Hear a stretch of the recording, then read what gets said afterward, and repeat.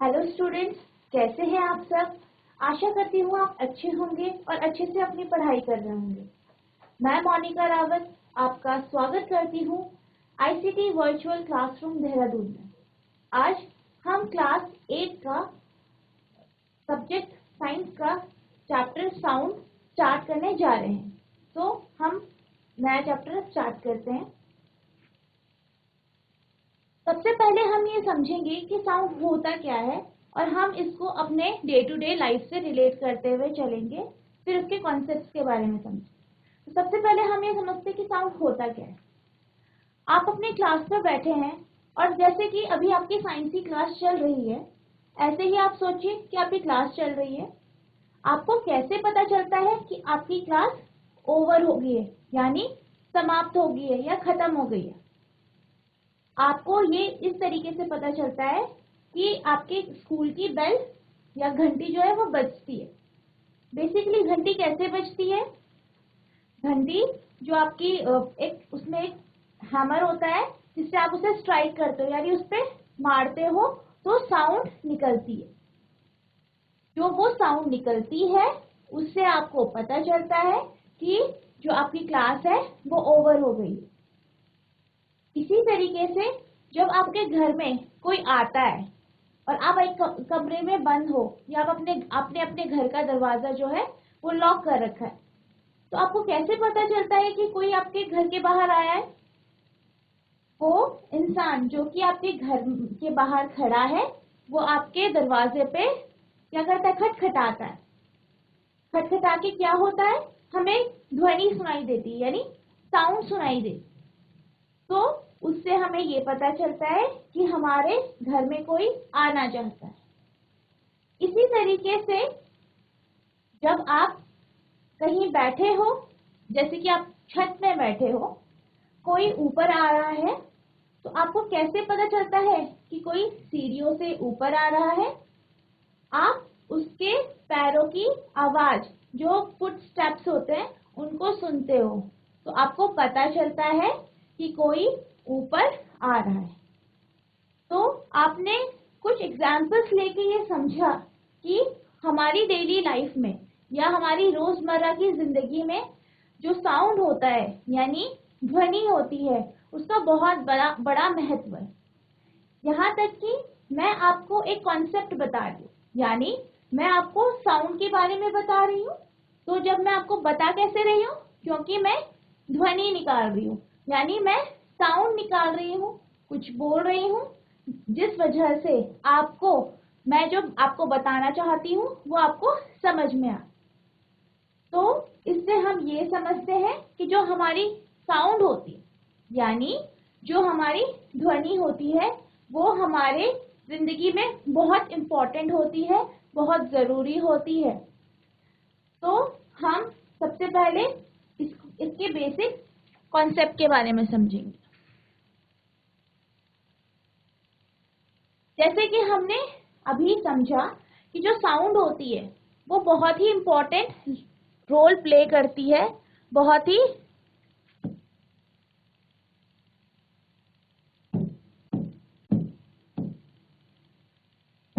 Important role play करती है हमारी जिंदगी में। हम बिना ध्वनि के या बिना साउंड के अपनी जिंदगी को नहीं सोच सकते। अगर हमारे पास ध्वनि नहीं होगी, यानी हमारे पास साउंड नहीं होगी, तो हम किसी से बातचीत नहीं कर पाएंगे, अपनी बातों को दूसरों तक नहीं पहुंचा पाएंगे, है ना। तो ध्वनि बहुत जरूरी है। जैसे कि हमने कुछ एग्जाम्पल समझे, अगर हम सेफ्टी के तौर पे भी समझे, तो जब आप सड़क से अपनी गाड़ी में जा रहे होते हो तो मोड़ आता है, तो आप क्या करते हो? हॉर्न बजाते हो, यानी आप एक साउंड प्रोड्यूस करते हो जिससे आप दूसरी तरफ से आ रहे व्यक्ति को ये संकेत दे रहे हो कि मैं इधर से आ रहा हूँ, आप ध्यान से चलिएगा। उसी तरीके से जब आप किसी के घर में जाते हो तो आपने देखा होगा कि डॉग क्या करते हैं? वो भौंकने लग जाते हैं। वो क्या करते हैं? भौंकने लग जाते हैं। वो भौंक के आपको बता रहे होते हैं कि तुम सचेत रहो, तुम अपने आप को बिल्कुल अलर्ट रहो, मैं तुम पर अटैक कर सकता हूँ। तो ये जो है, इस तरीके से हम ये समझ सकते हैं कि जो हमारी जो साउंड है वो बहुत ही इम्पोर्टेंट रोल प्ले करती है, यानी बहुत ही ज़रूरी है हमारी ज़िंदगी। ये हमें हेल्प करती है, हमारी मदद करती है एक दूसरे से कम्युनिकेट करने में, यानी एक दूसरे से बातचीत करने में हमारी मदद करती है। यानी हम अपने विचारों को, हमारी जो सोच है, हम दूसरों तक ध्वनि के माध्यम से ही पहुंचा सकते हैं। Next, we hear a variety of sounds in our surrounding. जैसे मैंने आपको एग्जाम्पल दिया, बोलने का एग्जाम्पल, तो हम बहुत सारी आवाजें यानी साउंड अपने चारों तरफ सुनते हैं। जैसे हम जब बोलते हैं तो हम जो बोल रहे हैं वो भी एक तरीके की साउंड है। जब हम जैसे गाड़ियां जा रही है, उनमें जो हॉर्न बजाया जा रहा है वो भी एक साउंड को प्रोड्यूस करता है, ध्वनि को प्रोड्यूस करता है। चिड़िया चहचहा रही हैं, वो चहचहा रही हैं, तो वो भी एक तरीके की ध्वनि उत्पन्न कर रही है। सिमिलरली अगर हम बात करें, जैसे हमने डॉग का एग्जाम्पल लिया कि वो भौंकने लग जाता है, तो वो भी एक ध्वनि का एग्जाम्पल है। तो हमने इससे एक बेसिक कॉन्सेप्ट समझा कि साउंड होता क्या है और किस तरीके से ये हमारी जिंदगी से रिलेटेड। अब हम आगे चलते हैं। Sound is produced by a vibrating body, यानी जो आपकी ध्वनि होती है वो एक कंपित वस्तु, यानी जो ऐसी वस्तु प्रोड्यूस करती है जो कांप रही होती है, यानी कंपन से उत्पन्न होती है, उससे प्रोड्यूस होती है। इसको समझने के लिए हम एक एक्टिविटी करेंगे। सो इस एक्टिविटी में हमने क्या करना है, आपने एक पैन लेना है, जैसे कि आप इस फिगर में देख सकते हैं। आपने एक पैन लेना है, ठीक है, या आप कोई भी बर्तन ले सकते हैं इस तरीके का जिसे आप अच्छे से लटका सके। फिर आपको एक रस्सी की हेल्प से इसे एक प्रॉपर जगह पे लटका देना, ठीक है। इस तरीके से आपको एक रस्सी के माध्यम से इस बर्तन को इस तरीके से लटका देना है। फिर आपको एक, जैसे कि इस बच्चे ने लिया है, एक छड़ी लेनी है, एक डंडी लेनी है, और फिर आप क्या करोगे, उसको पहले आप ऐसे ही उसे छुओगे, ठीक है। आपको ये पहले ये जो आपकी डंडी है या आपकी छड़ी है, इससे मारना नहीं है, पहले आप उसे ऐसे ही उसे छुओगे तो आप ये महसूस करोगे कि वो बिल्कुल स्थिर है, यानी उस पर किसी भी तरीके की कुछ भी मूवमेंट, कुछ भी मतलब वो हिल डुल नहीं रहा है। और आप ये भी महसूस करोगे कि आपको कुछ अभी सुनाई भी नहीं दे रहा। लेकिन जैसे ही आप इस छड़ी को इस बर्तन पे स्ट्राइक करोगे, यानी मारोगे, तो जो आपका ये बर्तन है इससे ध्वनि निकलने लगेगी, यानी आवाज निकलने लगेगी। आप एक तरीके की आवाज सुनोगे जैसे ही आप इसे हिट करोगे, यानी मारोगे इस डंडी से, ऐसे करके बीट करोगे इसे। तो फिर क्या होगा, आपको क्या करना है, अपने हाथों को फिर इस बर्तन के पास लेके जाना है, इस बर्तन को हल्का सा छूना है अपनी उंगलियों से। आप क्या महसूस करोगे, आप ये महसूस करोगे कि जो आपका बर्तन है वो हल्का सा ऐसे वाइब्रेट कर रहा है, यानी हिल रहा है, जैसे कि वो कांप रहा हो। तो हमें ये पता चला कि इस बर्तन ने, जैसे ही हमने इसे मारा, इसके ऊपर हमने हिट किया, वैसे ही आवाज निकली और ये बर्तन अपने आप हल्का हल्का हिलने लगा। इससे हमें ये समझ में आया कि जैसे ही हमने इस बर्तन में पे इस स्टिक से, इस डंडी से मारा, ऐसे बीट करा या उसे हिट करा, तो क्या हुआ, ये कंपित होने लगा, कांपने लगा और इसने आवाज भी प्रोड्यूस करी। तो इससे, इस एग्जाम्पल से हम ये समझ सकते हैं कि जो कंपित वस्तुएं होती है, यानी जो वाइब्रेटिंग बॉडीज होती हैं, वाइब्रेटिंग बॉडीज यानी कंपित वस्तुएं जो कांप रही है, वाइब्रेशन मतलब कांपना। तो जो बॉडी कांप रही है या कंपित हो रही है, वो साउंड को प्रोड्यूस करती है, या उसके द्वारा जो ध्वनि है वो उत्पन्न होती। अब हम नेक्स्ट एक्टिविटीज की तरफ चलते हैं। जो हमारी नेक्स्ट एक्टिविटी है उसमें हम एक प्लास्टिक का बॉक्स लेंगे। आप देख सकते हैं कि यहाँ पे एक प्लास्टिक का बॉक्स लिया गया है और आप एक रबर बैंड लेंगे, बड़ा रबर बैंड। जैसे कि आप यहाँ पे देख सकते हैं, ये क्या है, रबर बैंड है। ठीक है, आपको क्या करना है, जो ये प्लास्टिक का बॉक्स है इस पे रबर बैंड कुछ इस तरीके से फंसा देना है। ठीक है, इस तरीके से कुछ फंसा देना है रबर बैंड। फिर आपको दो पेंसिल इस तरीके से इस रबर बैंड और ये जो आपका प्लास्टिक का बॉक्स है इसके बीच में इस तरीके से ये दो पेंसिलें लगा देनी है।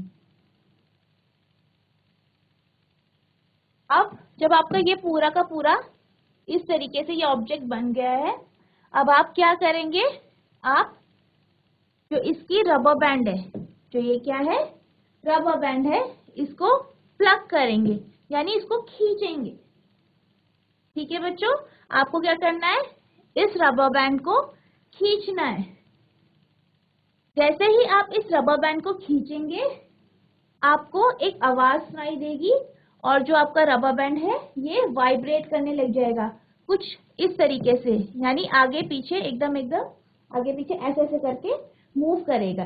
जो ये रबर बैंड है ये इस तरीके से मूव करेगा, इस तरीके से आगे पीछे। तो आपने ये देखा कि ये जो रबर बैंड है ये इस तरीके से मूव कर रहा है और आपको साथ में एक साउंड यानी एक प्रकार की ध्वनि भी सुनाई देगी। यानी ये मूव कर रहा है, इस वजह से ये इस तरीके से ये हिल रहा है, इस कारण इसमें एक ध्वनि या साउंड प्रोड्यूस होगा। तो इससे हमें ये समझ में आया कि जब रबर बैंड आपका हिला, आपने क्या किया, उसे खींचा। ठीक है, आपने उसे खींचा, वो हिला, वो अपनी जो पोजीशन है अपनी स्थिति पे आगे पीछे ऐसे करके इस तरीके से, जैसे ये पेन हिल रहा है इस तरीके से वो हिलने लगा। तो उस कारण उसमें ध्वनि भी उत्पन्न हुई। ठीक है, और जो आपका रबर बैंड है वो आगे पीछे इस तरीके से मूव करने लगा। तो इससे भी हमें ये पता चलता है कि जो ध्वनि है वो जो वाइब्रेटिंग बॉडी होती है यानी कंपित वस्तुएं होती है उसके द्वारा उत्पन्न किया जाता है। अब हम आगे बढ़ते हैं। तो जो हमने दो एक्टिविटीज करी, ठीक है, जो हमने एक्टिविटीज करी, पहली जो हमने एक बर्तन को लटका के करी, उसको हिट करा।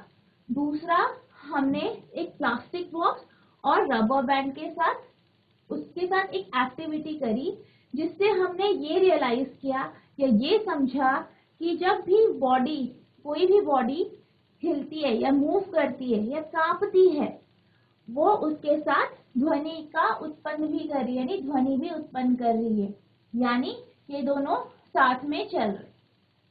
अब हम ये समझते हैं कि ये जो कांपना है, ठीक है, जो कंपित वस्तुओं के बारे में हम समझ रहे हैं, कांपना या वाइब्रेटिंग ऑब्जेक्ट्स के बारे में समझ रहे हैं, तो ये वाइब्रेशन एक्चुअली होता क्या है आपने प्रैक्टिकली समझा।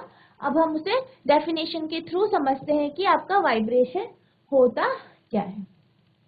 The two and fro motion, ठीक है, या आप बोल सकते हैं back and fourth motion of an object, यानी जो आपका ऑब्जेक्ट है, जैसे कि आपने इसमें रबर बैंड में देखा, जब आपने रबर बैंड को पीछे खींचा तो जो आपका रबर बैंड है वो आगे पीछे मूव करने लगा, यानी हिलने लगा, वाइब्रेट करने लगा। तो जो आप, इसका मतलब जो ये ऑब्जेक्ट है ये आगे पीछे एकदम मूव कर रहा है, सो वही क्या कहलाता है आपका वाइब्रेशन।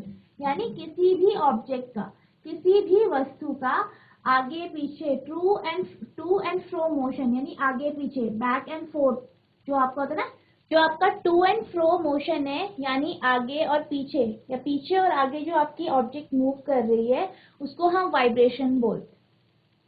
ठीक है, जैसे कि आप यहाँ पे इस फिगर में देख सकते हैं कि ये आपका ड्रम है और इस पे हम एक स्टिक से इस पे बीट, मतलब इसे हिट कर रहे हैं, इसे बीट कर रहे हैं, बीट कर रहे हैं यानी इसे हिट कर रहे हैं, इसे मार रहे हैं, तो जो इसके ऊपर की जो ये मेम्ब्रेन है ये आपको हिलती हुई दिखाई दे रही होगी कि ये आगे पीछे हिल रही है और ये सब एकदम एकदम हो रहा है। सो इसको हम क्या बोलते हैं? वाइब्रेशन बोलते हैं। इसको हम वाइब्रेशन बोलते हैं। जो आप इस स्टिक को आप इसमें हिट कर रहे हो, इस पे मार रहे हो और ये जो मेम्ब्रेन आगे पीछे मूव कर रही है, आगे पीछे हिल रही है, इसको हम वाइब्रेशन बोलते हैं। अब हम बात करते हैं जब हम किसी भी टाइटली स्ट्रेच बैंड को प्लग करते हैं, जैसे कि हमने किसमें किया? आपके रबर बैंड को किया। वो थी आपकी, वो टाइटली स्ट्रेच थी यानी वो बहुत टाइट से उसको खिंचाव था, उसमें खिंचाव था। आप जब उस पे जब आप उसको पकड़ते हो, उसको खींचते हो, तो क्या होता है? वहां से आपकी साउंड प्रोड्यूस होती है और जो आपकी रबर बैंड है वो मूव करने लगा। तो इसमें यही बताया गया है कि जब आप किसी जो टाइटली स्ट्रेच ऑब्जेक्ट है, कोई भी आपने रबर बैंड या कुछ भी चीज बहुत टाइटली बांधी है, बहुत टाइट से बांध रखी है, उसे आप प्लग करते हो यानी खींचते हो, तो वो क्या होता है? वो साउंड प्रोड्यूस करता है। क्या करता है? वो साउंड प्रोड्यूस करता है, ठीक है। और जब वो वाइब्रेट करना बंद हो जाता है यानी वो अपनी जगह से आगे पीछे मूव करना बंद कर देता है, तो हमें किसी भी प्रकार की साउंड सुनाई नहीं देती, ठीक है। So it does not produce any sound, यानी ये किसी भी प्रकार की आवाज, किसी भी प्रकार की ध्वनि प्रोड्यूस नहीं करता, ठीक है बच्चों। यानी जब हम किसी भी चीज को बहुत टाइटली बांधते हैं, किसी भी चीज को बहुत टाइटली स्ट्रेच करके खींच के उसको बांधते हैं, फिर उसे क्या करते हैं? खींचते हैं, उसे प्लग करते हैं, तो वो मूव करने लगता है आगे पीछे, जिस कारण वो ध्वनि उत्पन्न करता है यानी जो आवाज है उसे उत्पन्न करता है। लेकिन जब उसकी जो वो वाइब्रेशन उसका बंद हो जाता है, ठीक है, वो वाइब्रेट करना बंद हो जाता है, वो जो कंपन हो रही है वो बंद हो जाती है, तो जो वो वस्तु है, वो जो ऑब्जेक्ट है, वो ध्वनि निकालना बंद कर देता है, ठीक है। अब हम आगे चलते हैं। हमारी नेक्स्ट एक्टिविटी है, ये आपकी बुक की थर्ड एक्टिविटी है। इसमें आपने क्या करना है? एक आपने थाली लेनी है, ठीक है। आप देख सकते हैं फिगर पे कि यहाँ पे थाली लेनी है आपको एक, और एक आपको चम्मच ले। तो आपने क्या करना है? पहले इस चम्मच से इस थाली के किनारे पे हिट करना है, ठीक है, ऐसे मारना है इस थाली पे। तो क्या होगा? आपको कुछ आवाज सुनाई देगी और आप जब से छुएंगे तो आपको कुछ हल्का सा ऐसे महसूस होगा कि जो ये थाली है ये हल्का सा वाइब्रेट कर रही है या मूव कर रही है। अब आपने क्या करना है? इसमें पानी डालना है, ठीक है। इसमें क्या करना है? पानी डालना है। आपको फिर से वही प्रोसेस दोहरानी है, वही दोबारा से करना है। आपने क्या करना है? इस स्पून से फिर से इस जो आपकी थाली है इसको फिर से हिट करना है यहाँ पे। तो अब आप क्या देखेंगे कि जो इसके अंदर यहाँ पे पानी भरा है, यहाँ पे आपको हल्की सी लहरें दिखाई देंगी, कुछ इस तरीके से। यहाँ पे आपकी हल्की हल्की पानी की शेप कुछ इस तरीके से दिखाई देगी और आपको साउंड भी सुनाई देगी। जो आप यहाँ पे ये इस तरीके से लहरें देख सकते हैं, छोटी छोटी इस तरीके से आपको शेप का पानी यूं करके शेप में दिखाई देगा।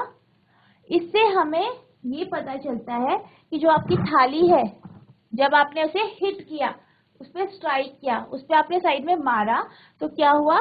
वहां पे क्या हुआ? उस थाली पे कंपन उत्पन्न हुई, जिस कारण से आपको ध्वनि सुनाई दी और आपको जो ये पानी है इसमें उस ध्वनि की जो आपके वो वाइब्रेशंस है, ठीक है, वो आपको दिखाई दी कि ये वाइब्रेट हो रहा है। वो आपके पानी की वजह से आपको अच्छे से दिखाई दी। तो हमें इन एक्टिविटीज से ये समझ में आया कि जो आपकी साउंड है वो वाइब्रेटिंग ऑब्जेक्ट, जो आपकी कंपित वस्तुएं हैं, उनके द्वारा उत्पन्न की जाती है। अब हम अपना ऑब्जर्वेशन, हमने क्या क्या देखा ये हम समझेंगे। हम ये देख रहे हैं कि जो वाइब्रेटिंग ऑब्जेक्ट है, इस जो कुछ वाइब्रेटिंग ऑब्जेक्ट है उसमें हम इजीली वाइब्रेशन को देख सकते हैं। जैसे कि हमने रबर बैंड वाला एग्जांपल लिया था, जो हमने रबर लगाया था, उसको जब हमने प्लग किया, खींचा, तो उसमें हमने मोशन देखा जो हमारी आंखों से हमें दिख रहा था कि वो वाइब्रेट हो। ठीक है, पर कुछ ऐसे एग्जाम्पल्स भी थे जिसमें आपको छू के महसूस करना पड़ रहा था। अब हमने ये देखा कि ज्यादातर जो केस थे, जो भी हमने एक्टिविटीज करी, उसमें जितने भी केसेस हमने देखे, चाहे हमने रबर बैंड का केस देखा, चाहे हमने एक बर्तन का केस देखा, ठीक है, या चाहे हमने लास्ट केस देखा, एक थाली का केस देखा, जिसमें हमने पानी के शेप से ये देखा कि इसमें वाइब्रेशन हो रही है। तो इन सभी जो केसेस थे, इनमें हमने एक चीज ऑब्जर्व करी कि जो इनका एम्पलीट्यूड था वो बहुत ही छोटा था। एम्पलीट्यूड कैसा था? छोटा था। एम्पलीट्यूड मतलब आप जैसे आपने रबर बैंड यहाँ पे खींचा, जैसे आपने यहाँ पे रबर बैंड खींचा या आप खींचते हो इसी तरीके से कभी रबर बैंड को, वो बहुत ज्यादा, जो रबर बैंड होता है वो अपनी जगह से बहुत ज्यादा मतलब डिस्प्लेस नहीं होता, इधर उधर मूव नहीं करता है, बल्कि बहुत कम मूव करता है। यानी बहुत आपको हल्का सा महसूस होगा, हल्का हल्का वो ऐसे करके फटाफट फटाफट मूव करेगा या हिलेगा, फटाफट फटाफट हिलेगा। बहुत ज्यादा लंबा, मतलब इतना ज्यादा आपको डिफरेंस, ये रबड़ बैंड यहाँ पहुंच जाए ऐसा आपको दिखता नहीं है, बल्कि ये दिखता है वाइब्रेशन में कि जो वो अपनी जगह से थोड़ा सा ही आगे पीछे हिल रहा है। यानी जो उसका एम्पलीट्यूड होता है, ठीक है, जो उसका एम्पलीट्यूड होता है वो बहुत कम होता है। हमने क्या ऑब्जर्व किया कि जो इन ऑब्जेक्ट्स का एम्पलीट्यूड होता है, जो वाइब्रेट कर रही है, वो साउंड कर रही है, उसमें जो एम्पलीट्यूड होता है वो बहुत कम होता है, जिस कारण वो हमें एकदम से दिखता नहीं है। जैसे कि हमारा बर्तन का जो केस था, जो फर्स्ट जो हमने पैन को लटका के उस पे स्ट्राइक किया था, उस पे हिट किया था एक रॉड से या एक छड़ी से, तो उसमें हमने ये देखा था कि हमें वो आंखों से एकदम से पता नहीं चल रहा है कि वो वाइब्रेट कर रहा है, लेकिन जब हमने उसे छुआ तो हमें महसूस हुआ कि ये वाइब्रेट कर रहा है, जो कि जो मोशन होता है वो बहुत, मतलब अपनी जगह से वो बहुत कम डिस्प्लेस होता है, यानी उसका एम्पलीट्यूड कम होता है, जिस कारण हमें आंखों से वो एकदम से दिखाई नहीं देता, लेकिन हम उसे फील कर पा रहे थे। जैसे कि आपने देखा था, बर्तन को हमने छुआ, हमने फील किया कि हाँ ये वाइब्रेट हो रहा है, इसमें कंपन है, ये हिल रहा है, तो हम उसे फील कर पा रहे थे, जबकि आंखों से नहीं देख पा रहे। आई होप आपको अभी तक वाइब्रेशन का कॉन्सेप्ट समझ में आया होगा कि वाइब्रेशन होता क्या है, हम उसे किस तरीके से महसूस कर सकते हैं, और वो किस तरीके से ध्वनि को प्रोड्यूस कर पाते हैं। अब हम नेक्स्ट एक्टिविटी करेंगे, जिसपे हम एक तारा, आप देख सकते हैं कुछ इस तरीके से दिखता है, हम ये बनाएंगे। आप इसे किसी नारियल का जो छिलका होता है, शेल होता है ऊपर का, जो लकड़ी का शेल होता है, आप उससे भी बना सकते हैं। तो हम पहले एक तारा लेंगे और फिर हम कुछ इस तरीके से इसको, इस तरीके से आप इसे हिलाएंगे, ठीक है, को वाइब्रेट से प्लग करेंगे या हिलाएंगे। तो आप ये देखेंगे कि जो इस एक तारे का जो ये स्ट्रिंग है, ये क्या कर रहा है, ये मूव कर रहा है, ये हिल रहा है, और साथ में आपको एक साउंड सुनाई देगी। तो बेसिकली एक इकतारा क्या होता है, जो आपका एक तारा होता है वो एक म्यूजिकल इंस्ट्रूमेंट होता है, यानी जिसमें से आपको ध्वनि सुनाई देती है, जो आप गाना गाते हो तो आप म्यूजिकली जिसका यूज करते हो। तो इसी तरीके से आप जब इसे देखेंगे कि आपने इसे प्लग किया, तो आप यही देखेंगे कि ये वाइब्रेट करेगा अपनी जगह से, और इससे आपको साउंड सुनाई देगी।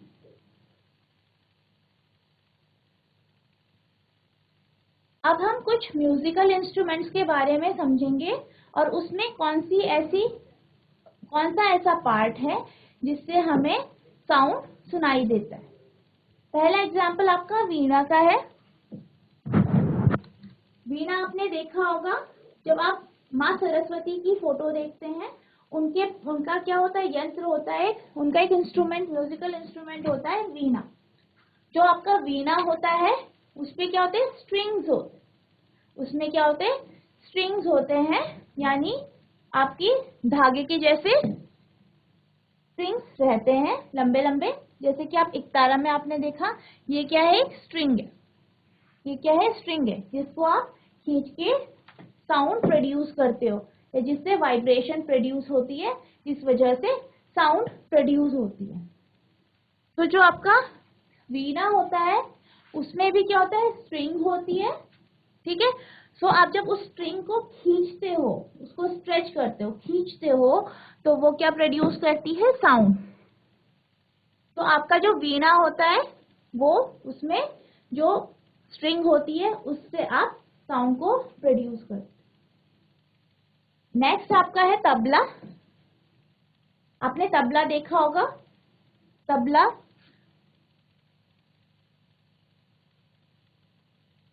जो आपका तबला होता है वो कुछ इस तरीके से दिखता है।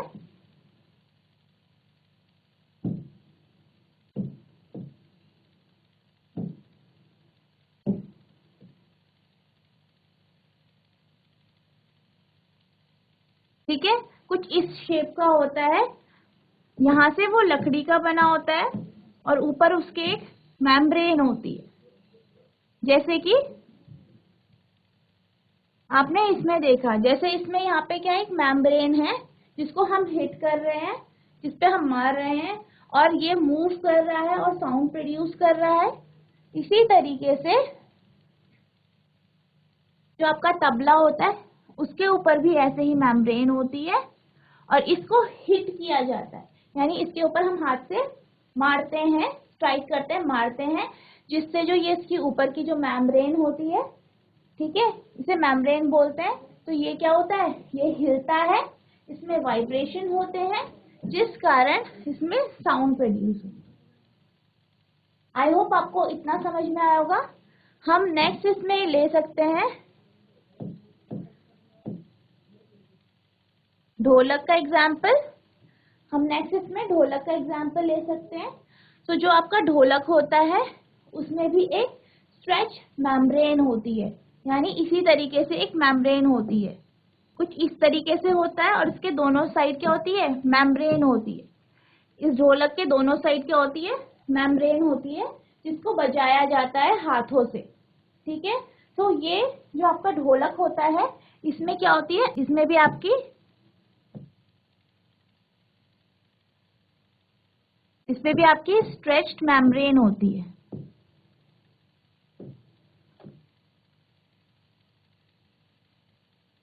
ठीक है। इसमें भी आपकी स्ट्रेच्ड मेम्ब्रेन होती है। नेक्स्ट हम लेते हैं guitar.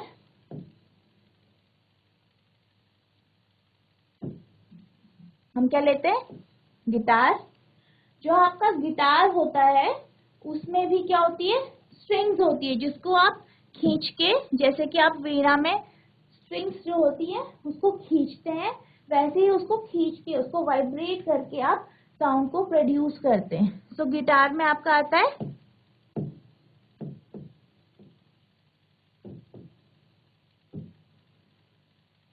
Fresh string,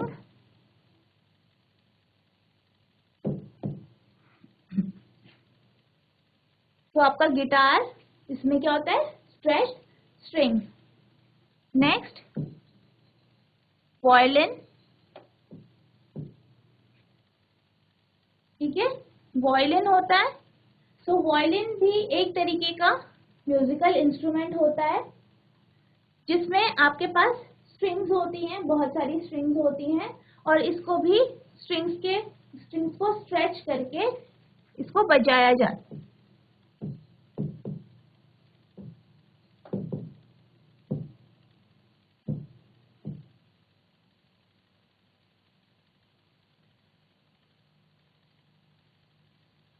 okay, I hope आपको इतना समझ में आया होगा। देन हम एग्जाम्पल लेते हैं आपका एकतारा जो आपने अभी देखा था। तो जो आपका एकतारा होता है इसमें भी आपने देखा कि एक स्ट्रेच्ड स्ट्रिंग होता है।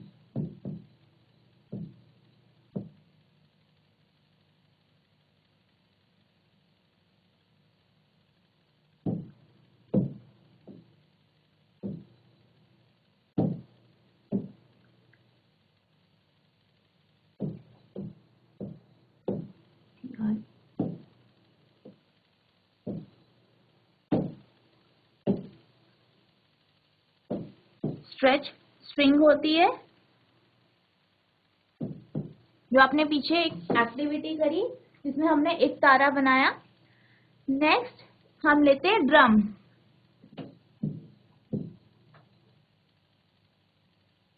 ड्रम भी एक तरीके का क्या होता है, म्यूजिकल इंस्ट्रूमेंट होता है। जैसे कि आपने पीछे देखा था, ये क्या है, आपका ड्रम है।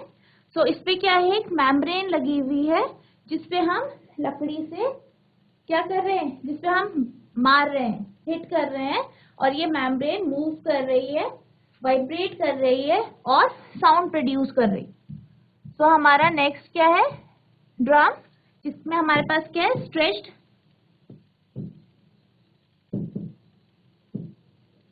मेम्ब्रेन है।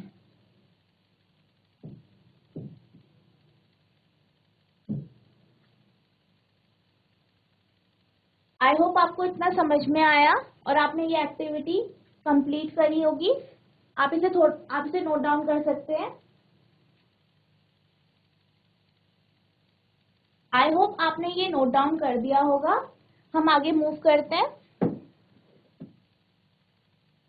हम अब कुछ एग्जाम्पल्स लेते हैं म्यूजिकल इंस्ट्रूमेंट के, जो हमारे इंडियन म्यूजिकल इंस्ट्रूमेंट है, और हम ये देखेंगे कि हम इसे किस तरीके से इससे साउंड प्रोड्यूस करते हैं। तो हमारा पहला एग्जाम्पल है मंजीरा। ठीक है, वो ये कुछ इस तरीके से दिखाई देता है। आपने देखा होगा जब कोई धार्मिक काम होता है या जैसे आप कुछ प्रोग्राम होता है, ठीक है, या गाना होता है, तो हम इस तरीके गाने गीतों में आपने देखा होगा इस तरीके के एक इंस्ट्रूमेंट होता है, उसे बजाया जाता है। इसको बेसिकली हाथों से इस तरीके से स्ट्राइक करके बजाया जाता है, यानी एक दूसरे पे से हिट किया जाता है इस तरीके। तो जैसे हम इसको हिट करेंगे क्या होगा, ये आपस में दोनों टकराएंगे और इसमें कंपन उत्पन्न होगा। क्या होगा, वाइब्रेशन होगा, यानी कंपन होगा, जिस कारण इससे एक आवाज यानी एक ध्वनि निकले। ठीक है बच्चों, तो इसको इस तरीके से स्ट्राइक करके बजाया जाता है।